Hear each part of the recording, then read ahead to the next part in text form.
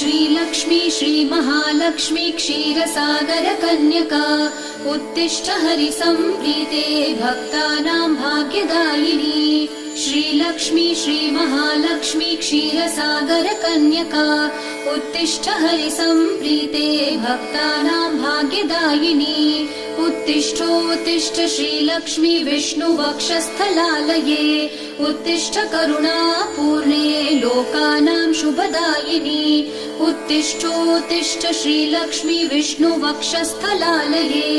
उत्तिष्ठ करुणापूर्णे लोकानां शुभदायिनी श्रीपद्ममध्यवसिते वरपद्मनेत्रे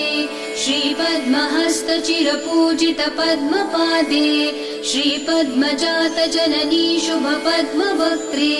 श्रीलक्ष्मी भक्तवरदे तव सुप्रभातम्।